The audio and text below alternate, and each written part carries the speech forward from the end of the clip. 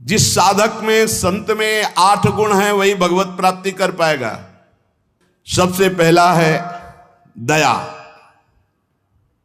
दया सर्वभूतेषु।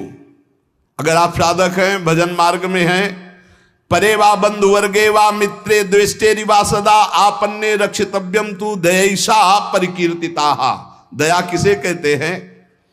अपने पराये का भेद नहीं है। मित्र हो या शत्रु हो, वो भारी दुख में पड़ा हुआ है तो जितना हमें शारीरिक बल, बौद्धिक बल, तप बल प्राप्त है, हम उसका प्रयोग करके उसकी रक्षा कर ले, पर आसक्त ना हो। रक्षा करना, चाहे वो मित्र हो या शत्रु हो, कोई भी हो। साधुता का हृदय, भक्त का हृदय कैसा होता है? परे वा बंधु वर्गे वा मित्रे द्वेष्टे वा सदा। वो पराया है, अपना ये भेद तो होता नहीं इस भगवत मार्ग के पथिक में। मित्र है या शत्रु है, अगर वो विपत्ति में फंसा हुआ है तो शरीर बल, तप बल, वाणी बल, हर बल के द्वारा हम उसकी रक्षा करेंगे, पर अपनापन नहीं करेंगे। जैसे मृग की रक्षा की पर अपनापन ममता कर लिया तो अगला जन्म मृग का बना। दया बिना साधु कसाई, और दया करी तो आफत आई। इसलिए दया बहुत संभाल के। दया क्या? हमारे जितना बल है हम आपके कल्याण के लिए प्रयोग किया और अलग हो गए। आसक्त नहीं हुए, कभी उससे धन्यवाद पाने की इच्छा नहीं की, उसे दया कहते हैं। दूसरा, शांति। बाह्य चाध्यात्मिके चैव दुखे चोत्पादिते क्वचित न कुप्यति न वा हंति सा क्षमा परिकीर्तिता। ये साधक के लक्षण। पहला दया, दूसरा ऐसा क्षमा कि कोई आपको शारीरिक या मानसिक पीड़ा पहुंचा रहा है, आपको क्रोध नहीं आना चाहिए। उसे न मारना है, न कड़वे वचन बोलने, न संकल्प के द्वारा उसको नष्ट करना है। इसी का नाम शांति, इसी का नाम क्षमा है। जिसके अंदर दया है, शांतिर क्षमा है। न गुणान गुणिनो हंति स्तौमि मंद गुणानपि नान्य दोषेषु रमते सानुसूया प्रकृतिता। गुणी के सद्गुणों का हनन अर्थात अपलाप न करना, किसी भी सद्गुणी में दोष ना निकालना। थोड़े गुण वाले प्राणियों को भी उत्साह बढ़ा देना भगवत मार्ग में।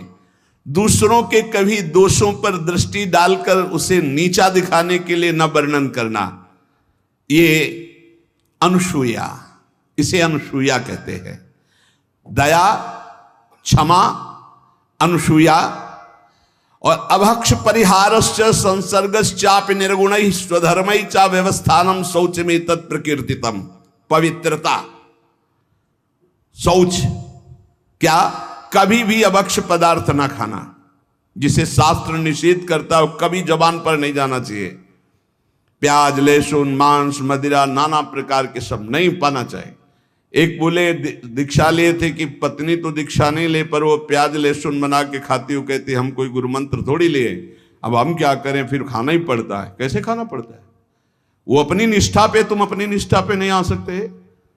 अपनी निष्ठा पे आना पड़ेगा, या वो बदले या तो तुम बदलो। तुम कंठी तिलक लेकर बदल गए कि तुम प्याज लहसुन खा रहे हो, पत्नी खा रही इसलिए नहीं भाई। दोनों हैं, एक ही जगह भोजन बनना है तो एक को तो सुधरना पड़ेगा। या तो फिर आप अपने लिए रोटी ले लीजिए और नमक से पा लीजिए। जय दिन आप नमक रोटी पाएंगे तय दिन उसका हृदय जलेगा और उसको सुधरना पड़ेगा, प्याज लहसुन छोड़ना पड़ेगा। लेकिन जो गुरुमंत्र लेकर के अभक्ष पदार्थ खाता है वो अपवित्र बुद्धि हो जाती, भ्रष्ट बुद्धि हो जाती। इसलिए बहुत सावधान। हमने कई बार प्रार्थना की कि प्याज लहसुन तमोगुणी है, वो भजन में बहुत बाधक है, इसलिए उसको कदापि नहीं पाना चाहिए। अभक्ष परिहारश्च, बासी भोजन, दूषित भोजन, ये अभक्ष जो पदार्थ बताया गया है उसे नहीं पाना चाहिए। दुर्गुण रहित प्राणियों का संसर्ग नहीं करना चाहिए। पवित्रता का मतलब केवल स्नान ही कर लेना नहीं है। अभक्ष पदार्थ नहीं खाना और कुसंग नहीं करना, कुसंग भी अपवित्रता है। और स्वधर्म में दृढ़ रहना, इसी को पवित्रता कहते हैं। पवित्र भोजन पाना, सत्संग करना और स्वधर्म में दृढ़ रहना, सच्ची पवित्रता इसे कहते हैं। शरीरम पीड्यते येन शुशुभे नापि कर्मणा अत्यंतम तन्न कर्तव्य मनायासा च उच्यते। जो श्रेष्ठ भागवतिक कर्म के लिए अत्यंत कष्ट सहता है उसको अनायास तपस्या कहते हैं। भारी से भारी कष्ट को सहने के लिए तैयार रहे। बुखार है लेकिन हमें सत्संग में जाना है, शरीर पीड़ा में है लेकिन हमारी दिनचर्या है, हम प्रभु के दर्शन करेंगे जाके, हम सत्संग सुनेंगे जाके, हम अपने प्रभु की सेवा करेंगे, ऐसी होनी चाहिए। अनायास जो भगवत कृपा से तुम्हारे जीवन की पूर्ति के लिए आ जाए। प्रयास, विरक्त को प्रयास नहीं करना चाहिए, विरक्त को व्यापार नहीं करना चाहिए। विरक्त जो चाहे अनायासम शरीरम पीड्यते येन सुशुभे नापि कर्मणा अत्यंतम तन्न कर्तव्य मनायासा च उच्यते। किसी भी तरह विरक्त भाव वाले को, गृहस्थ को मेहनत करके कमा के अपने पर शरीर का पोषण, और विरक्त को अनायासम आकाश वृत्ति या मधुकर वृत्ति, ऐसे भाव से व्यापार आदि करके बुद्धि भ्रष्ट हो जाएगी, हरि और गुरु से विपरीत बुद्धि चली जाएगी। अरे भाई तुम कितना कमा सकते हो, देनहार कोई और है देत रहते दिन रैन, लोग भरम मुंह पे करे तासो नीचे नयन। अरे वो लक्ष्मीपति जैसे, अरे जो चाहिए नहीं हो हमारे को क्या, हम तो, हमें प्रभु चाहिए, फिर कैसे। बहुत सावधान, बहुत सावधान। कभी कभी गुरुजन संकोच करते हैं तो इशारा उनका समझना चाहिए, और जब वो प्रकट कह दे तो भूल जाओ। अगर कदम उसी मार्ग पर रखोगे तो बहुत दूर निकल जाओगे, बहुत फिसल जाओगे। अनंत जन्मों के बाद अवसर मिला है माया से मुक्त होने के लिए। प्रशस्ताचरणम नित्य म प्रशस्ति विसर्जनम एतद्य मंगलम प्रोक्तम मुनिभिस्तत्वदर्शिभी। सदैव गुरुदेव के उपदेश और शास्त्र सम्मत कर्म करना चाहिए, कोई भी अशुभ कर्म नहीं करना चाहिए। तत्वदर्शी मुनियों द्वारा बताए हुए मार्ग से सदैव मंगल होता है, इसे मंगल कहते हैं। स्तोकादपि प्रदातव्य मदीने नान्तरात्मना अहन्यानि यत्किंच कार्पण्यम ही तत्स्मृतम। अगर थोड़ी वस्तु मिली तो प्रसन्न रहो, अधिक मिली है तो प्रसन्न रहो, किसी भी स्थिति में असंतुष्ट मत रहो। प्रसन्नता ही सबसे बड़ी उपलब्धि है। संतुष्टायन केनवा, हर स्थिति में प्रसन्न रहना सीखो।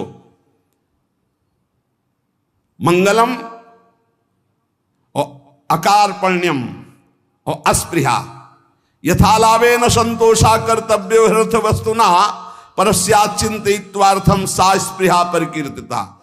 कभी दूसरे से इच्छा मत करो, कभी दूसरे के वैभव की याचना मत करो। जब प्रभु को आपको देना होगा तो बिना मांगे दे देंगे। संतोष धन धारण करो, अस्पृहा। ये जिसमें होते हैं उसे भगवत प्राप्ति होती है। पहला है दया, दूसरा है क्षमा, फिर तीसरा है अनुसूया, चौथा है शौच पवित्रता, फिर अनायास जीवन की पूर्ति, और मंगल कार्पण्य और स्पृहा रहे।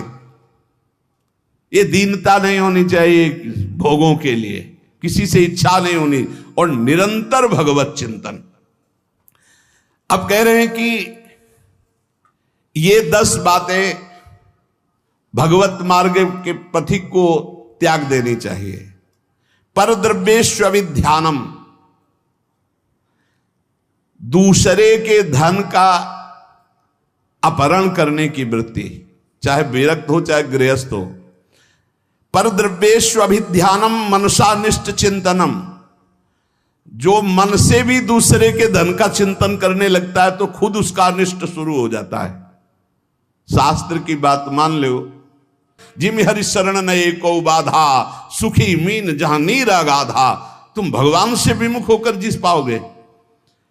परद्रव्येष्वभिध्यानम, ये मायावी लोग मिल जाते हैं।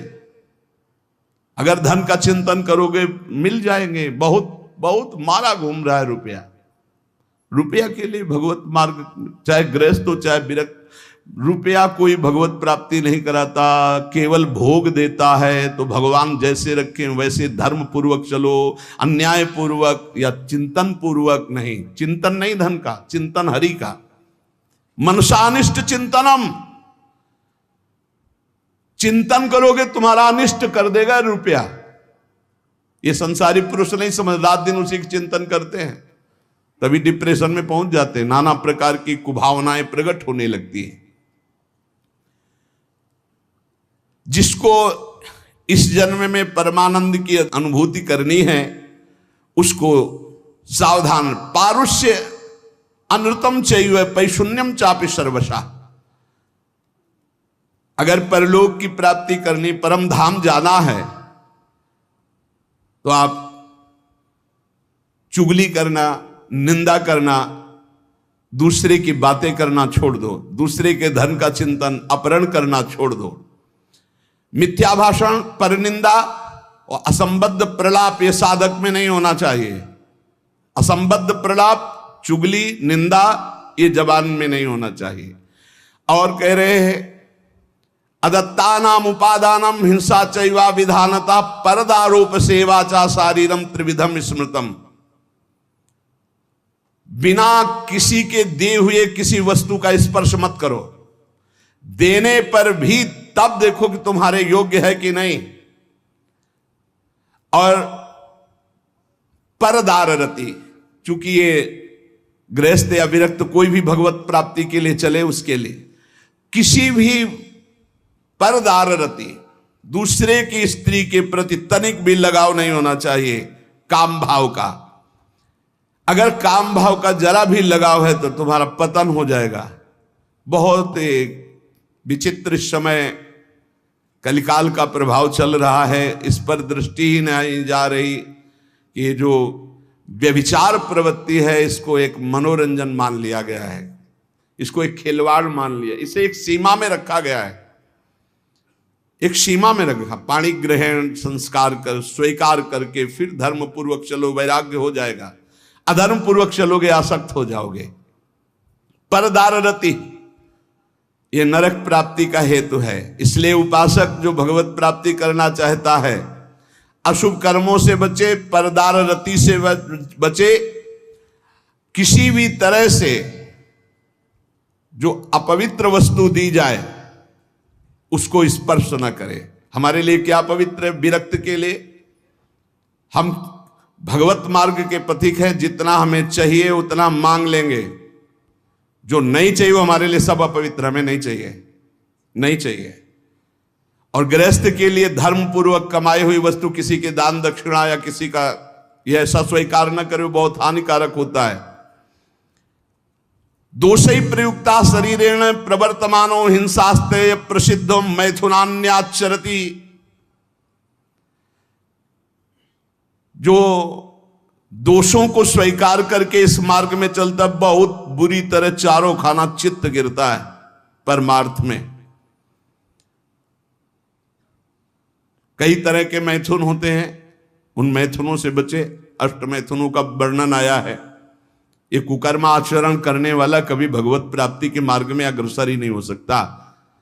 इसलिए शास्त्र है बहुत सावधान। चाहे गृहस्थ हो चाहे विरक्त, अगर शुद्ध सच्चिदानंद का आनंद लेना चाहते हो, दुखों से अपने आप को बचाना चाहते हो, तो हर प्रकार के मैथुनों से बचने की चेष्टा करें। पर पीड़यन, दूसरे को कभी दुख ना दे। मिथ्या भाषण, कशोर भाषण, ये सब कुकर्म के अंतर्गत ही आता है। परद्रोह, अन्याय पूर्वक परद्रव्य ग्रहण नास्तिकता पैदा कर देता है।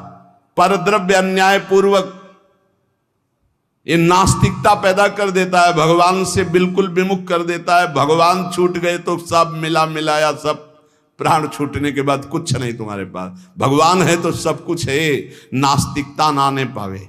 परद्रव्य ग्रहण से अन्याय पूर्वक, न्याय कहते हैं जो धर्म शास्त्र आज्ञा करते हैं, अन्याय पूर्वक धन ग्रहण करना ये नास्तिकता पैदा कर देता है। नास्तिकता क्यों आई है? क्योंकि पापाचरण है, तभी नास्तिकता आती है। उपासक को सावधानी पूर्वक दुष्संग से बचना चाहिए। दुष्संग कई तरह का होता है। यदि दुर्जनों का संग मिल जाए तो जैसे 10 वर्ष सत्संग करने से आप उज्जवल हुए, तो 10 दिन का दुर्जन का संग आपको नष्ट कर देगा। तो कहते दुर्जनस्य ही संगेन सुजनोपि विनश्यति प्रसन्नम जलमित्याहु कर्दमयी कलुषीकृतम। जैसे अति निर्मल जल बहुत दिनों में होता है, हिलन डुलन नहीं हुई, धीरे धीरे वो शांत निर्मल होता है। लेकिन उसमें जो ही कोई घुसेगा तो पूरा मलिन हो जाएगा।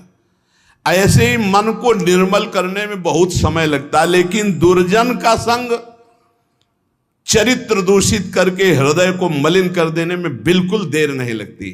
इसलिए दुर्जनस्य ही संगेन सुजनोपि विनश्यति। बड़े बड़े सज्जन पुरुषों का नाश भी दुर्जन पुरुषों के संग से हो जाता है। एक बार यदि दुर्जन का संग हो जाए तो निकलना मुश्किल होता है। बड़े बड़े सज्जनों के हृदय में भगवत मार्ग पर अविश्वास पैदा करके नास्तिक बना दिया दुर्जनों ने। जब दुर्जनता का संग हो जाता है तो वो दुर्जन पुरुष बड़े बड़े सज्जनों के प्रति भी दोष दर्शन करता है। जैसे लोगों के साथ रह जाता है, जैसे लोगों की बात सुनी जाती है, जैसे लोगों से हम बात करते हैं, वैसा स्वभाव बन जाता है। जब दुर्जनों का संग हो जाता है तो बड़े बड़े सिद्ध साधु के पास भी वो कुछ लाभ नहीं ले पाता, केवल दोष दर्शन करता है।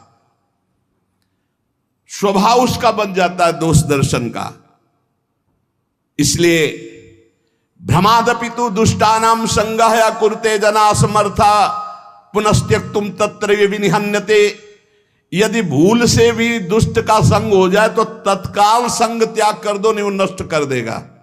दुष्ट की पहचान, जिसके संग से भगवत स्मरण छूट जाए, जिसके संग से कुवासनाएं बढ़ने लगे, उसी का संग दुष्ट संग कहा जाता है। भगवान श्री राम तो इतना भी कह दिए कि बरभल बास नरक कर ताता, दुष्ट संग जन दे विधाता। नरक मिल जाए अच्छा, पर दुष्ट ना मिले। दुष्संग बहुत बुरी तरह विनाश करता है। उदर निमित्तम बहुकृत वेशा, ये दुष्संग हो जाएगा। जो जनेन्द्रिय और रसेंद्रिय का पोषण करता है, भेष कोई भी रखे हो, वो सत्संग नहीं हो सकता, वो दुष्संग ही है।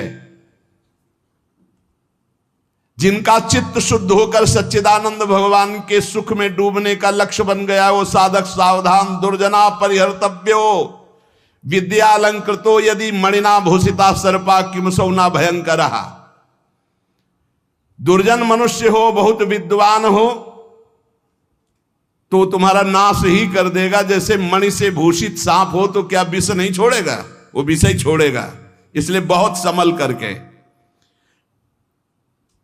सद्भिरासीत सततम सद्भि कुर्वीत संगितम सद्भिर विवादम मैत्रीम च ना सद्भि किंचिदाचरेत। संत पुरुषों के साथ रहो, संत पुरुषों का संग करो, उनसे विवाद मत करो, जैसा वो कह रहे हैं वैसे करो। सज्जन पुरुषों के संग से तुम्हारे हृदय में सज्जनता आएगी, और दुर्जनों का संपर्क तुम्हारे हृदय में अश्रद्धा पैदा कर देगा। कैसा? अब जिस संत से मिलोगे तुम्हारे अंदर अश्रद्धा है तो तुम वहां दोष दर्शन करोगे। महापुरुषों के समीप रहते हुए भी तुम कुछ नहीं प्राप्त कर पाओगे।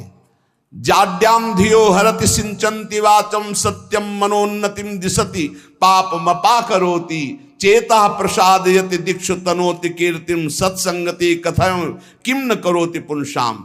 जब सत्संग मिलता है तो हृदय का कूड़ा करकट दूर हो जाता है, काम क्रोध ये नष्ट हो जाते हैं, बुद्धि विवेकवान होकर भगवान की तरफ बढ़ती है। और जब कुसंग मिलता है तो ऐसी संशयमय बुद्धि हो जाती है कि बड़े बड़े संत महात्माओं के समीप जाकर के भी वो दुर्लभ लाभ ना लेकर वो दोष दर्शन करता रहता है।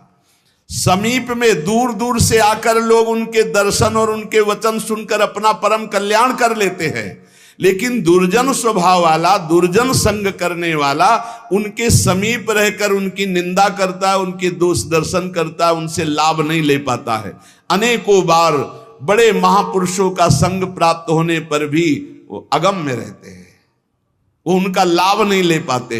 इसीलिए देवर्षि नारद जी ने बताया कि साधु संग अगम्य है। साधु के समीप रहना, साधु के समीप जाना, अगर आपके अंदर दुष्टता है, दुष्ट स्वभाव है, तो आप उसका लाभ नहीं ले पाएंगे। दूर दूर से आकर लोग दर्शन संभाषण और अपना परिवर्तन कर रहे हो, समीप रहकर दुष्ट स्वभाव होने के कारण वो साधु में दोष दर्शन करने के कारण लाभ नहीं ले पाते। सरशैया में पड़े हुए भीष्म जी ने युधिष्ठिर जी को उपदेश दिया, ध्यान से सुन ले, इसी जन्म में भगवत प्राप्ति हो जाएगी। जो पुरुष इसी जन्म में भगवत प्राप्ति करना चाहता है, मनुष्य शरीरधारी, वो पहले आहार पर संयम करे, उसे सूक्ष्म करे, इतना कम ना करे कि भोजन का चिंतन हो, पर इतना भी ना करे कि डकार आवे। भगवत प्राप्ति करनी है तो ये बात पकड़ लो, हजारों जगह शास्त्रों में बात लिखी, मिताहार, भिक्षान्नम औषधम, जैसे औषधि पाई जाती है ऐसे बहुत संभाल के खाओ पियो, जितने से एकदम आपका शरीर हल्का बना रहे। एक दो शरीरों को तो रोग हो जाता है, वो क्या कहते हैं जो गले में होती गांठ, थायराइड है ऐसे, वो तो बात अलग है कि भाई अब थायराइड हो गया है, नहीं तो खाईराइड में ज्यादा तगड़ाहट हो रही। खाईराइड खूब खाते चले जा रहे। जिसको इस जन्म में भगवत प्राप्ति करनी, भोजन पर पहले सुधार करे, अल्पाहार और सात्विक भोजन, चाट चटोरा भोजन की तरफ से बचे। अगर भगवत प्राप्ति करनी है, अल्पाहार करे, प्रकृति से परे अविनाशी पद की प्राप्ति के लिए प्रकृति के आकर्षण पर विजय प्राप्त करना पड़ेगा। जो साधक घर में रहकर या घर छोड़कर, दोनों साधक होते हैं, गृहस्थी और विरक्ति, जो घर में रहकर साधना कर रहे हैं उनको चाहिए किसी और का ना खाएं, अपनी मेहनत का कमाया हुआ ही भोजन पावे, चाहे जहां जाए, कहीं किसी और का ना खाएं। 10 रुपए का खाया है 20 दे दो, तुम्हारे को भगवत प्राप्ति करना है। कभी ऐसा नहीं कि रास्ते में भंडारा बट रहा है, हलवा बट रहा है, दबा के पा लिया, चलो यार कम से कम बचे तो 100-200 रुपए। नहीं बचे, नहीं, जिसके लिए आए थे वो सब ले गया। वो गृहस्थ आदमी को अगर किसी का पानी भी पियो तो 5 रुपया उसको दे दो, 2 रुपया दे दो, नहीं रुपया दे दिया, वहां 2-4 दोना पत्तल उठा करके आसपास से कुछ सेवा कर दो। कोई तुम्हारे सुकृत ना लेने पावे भगवत प्राप्ति के मार्ग। अगर विरक्त है तो भिक्षान्नम औषधम, विषयों के सामने उपस्थित होने पर भोगने की इच्छा ना होना। गृहस्थ हो, तुम्हारे धर्म के विरुद्ध भोग का अवसर आ गया, हट जाओ, भाग जाओ, प्राण बचा लो, मत भोगना, नहीं तो भगवत प्राप्ति में बाधा। और विरक्त है, भोग सामग्री एकदम एकत्रित है, एकांत है, भोग लो, ना ही भोगना, क्योंकि मुझे भगवत प्राप्ति करनी है। नेत्र से, वाणी से, मन से किसी भी दूषित भोग को ना भोगना। नेत्रों से भी भोगना होता है। आप मोबाइल में देख रहे हो या छुप के देख रहे हो, ये ऐसा दृश्य देख रहे हो, ये नेत्रों से भोग हो गया, ये आपको नष्ट कर देगा। नेत्रों से बहुत नष्ट हो चुके हैं, नेत्र ही है जो दिखा करके भ्रष्ट हो गए। किसी के सामने ना तो एकांत में, नेत्र से भोग भोगना, वाणी से, मन से बिल्कुल दूषित वार्ता करना, दूषित संकल्प करना, दूषित दृश्य देखना है, भगवत प्राप्ति करना है तो चाहे गृहस्थ हो चाहे विरक्त, बचो इससे। किसी भी प्राणी से अतिवाद करना, बहुत बातें करना, मित्रता बना लेना, वैर कर लेना, ये सब नहीं। भगवत प्राप्ति के मार्ग में ये भीष्म पितामह जी उपदेश कर रहे हैं। किसी के सामने अभिमान भरा वचन बोलना, अभिमान भरी क्रिया करना, अभिमान भरी चेष्टा करना, जैसे अभिमान हो जाता है। अहंकार भरी बात, अहंकार भरी क्रिया, अहंकार भरी कोई चेष्टा ना करे। यदि तुम्हें कोई क्रोध दिला रहा है तो तुम क्रोध ना करके मीठे वचन से ही उत्तर दो। जब किसी के यहां भिक्षा मांगने जाओ तो वो तुम्हें आदर दे तो उस घर में मत बैठना। भीष्म पितामह जी का है ये उपदेश।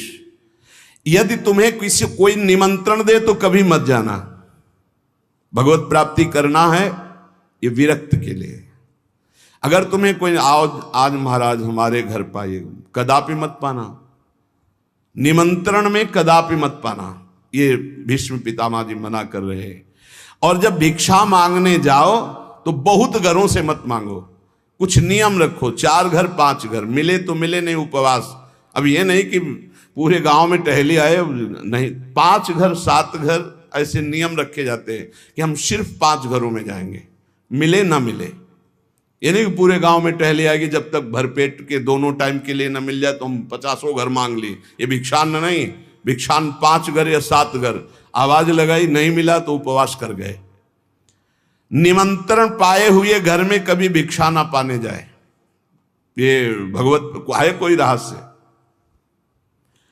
मूर्ख पुरुष जब आप परमार्थ में चलते हैं, आपका उपहास उड़ाएंगे, हो सकता है वो आपका तिरस्कार भी कर दें, मारपीट भी कर दें। आप अपने हृदय में दुख ना मानने, हृदय में आनंदित रहें। कोई प्रारब्ध भोग का नाश हो रहा है और उसको डांटे नहीं, उसको मारे नहीं, उसको पर चिल्लाए नहीं, वो तो निमित्त मात्र है। भगवान आपके प्रारब्ध का क्षय करा रहे हैं यदि भगवत प्राप्ति करना है। बहुत बार ये बातें आ गई है।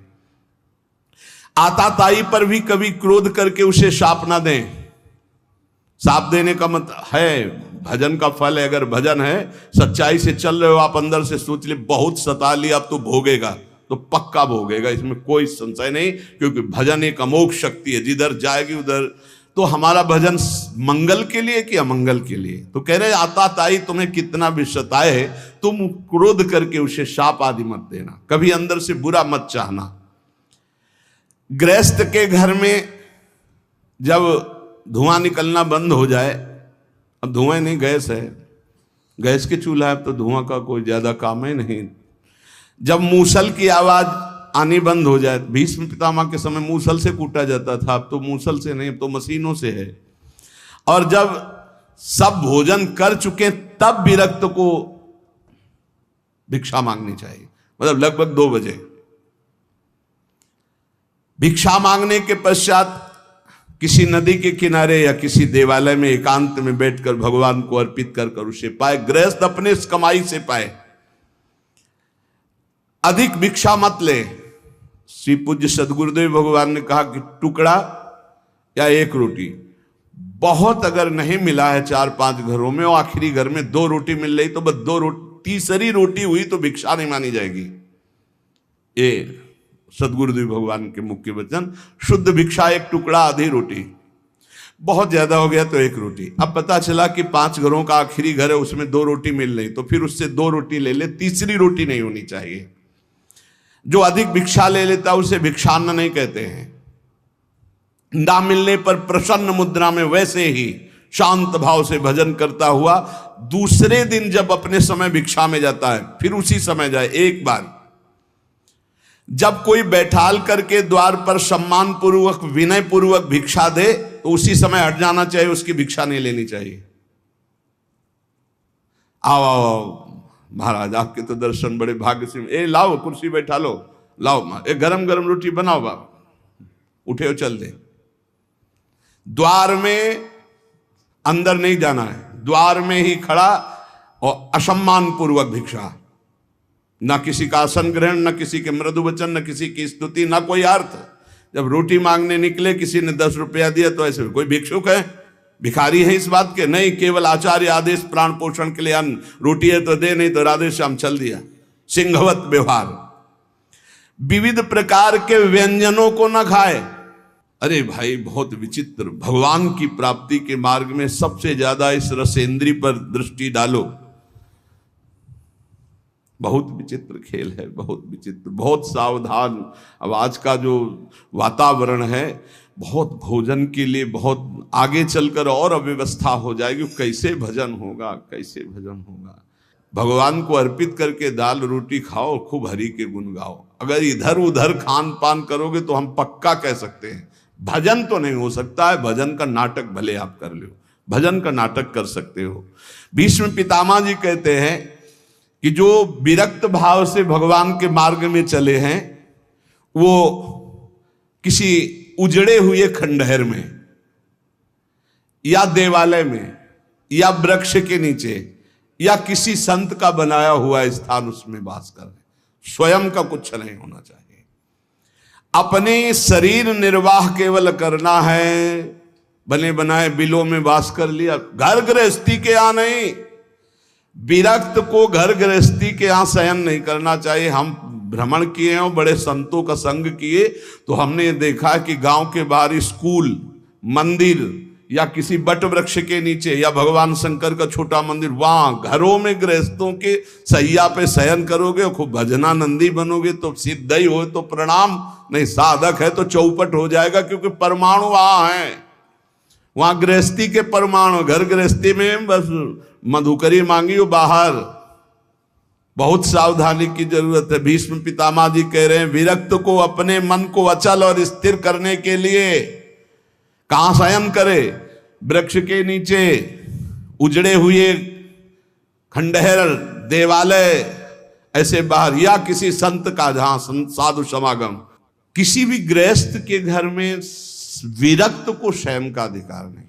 बाहर बहुत ही ऐसी अव्यवस्था है तो स्कूल होते हैं गांव में, या गांव के किनारे कोई न कोई छोटा मोटा मंदिर होता है, लता वृक्ष होते हैं, अपना आहार करो, एकांत सेवन करो। अपने तो करुणा है, धाम में वास मिला हुआ है श्री जी के। जो किसी गृहस्थ से राग कर लेता है विरक्त होकर के, उसके अंदर पाप कर्म की इच्छा प्रकट होने लगती है। बहुत सावधान। नित्य तृप्त रहो, भगवत चिंतन में छके रहो, संतुष्ट रहो भगवत चिंतन में, मुख प्रसन्न रहे, इंद्रियां शासन में रहे, निर्भय रहो भगवत मार्ग के पथिक। हर समय नाम जप चलना चाहिए, मौन का आश्रय लो नाम जप बढ़ाने के लिए, वैराग्य की भावना को पुष्ट रखो। समस्त जगत के पदार्थ नाशवान हैं, किसी पर आसक्त मत हो। सब ये उत्पत्तिशील जितने सब विनाश को प्राप्त होंगे, इसलिए सत्य नहीं है, सत्य सच्चिदानंद भगवान है। मन और इंद्रियों को संभालना ही साधना है, यही तपस्या है। अपनी इंद्रियों और मन को संभाल लो। इसलिए सदैव सत्संग करो, दुर्जनों का संग त्याग करो, नाम जप करो और रसेंद्री को संभाल के रखो और लेने में बहुत सावधान रहो। किसी से कुछ लेने में सावधान रहो, वो ऐसा पाप की कमाई ना हो जो तुम्हारी बुद्धि भ्रष्ट करके भगवान से विमुख कर दे। चाहे गृहस्थ हो चाहे विरक्त, अन्याय पूर्वक जीवन नहीं होना चाहिए, धर्म पूर्वक जीवन होना चाहिए। इसी जन्म में हम भगवत प्राप्ति करें। जो सत्संग सुने उसका मनन करें, मनन करके आचरण में उतारे, तभी लाभ मिल पाएगा। शेष चर्चा आगे। श्री राधा वल्लभ।